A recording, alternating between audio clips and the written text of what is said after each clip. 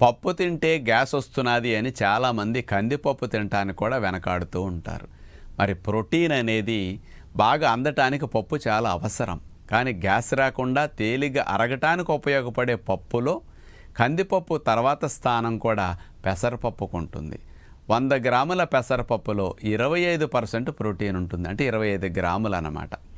కందిపప్పుతో పోలిస్తే పెసరపప్పు తేలిగ్గా జీర్ణమవుతుంది, గ్యాసెస్ని తక్కువ ఉత్పత్తి చేస్తుంది.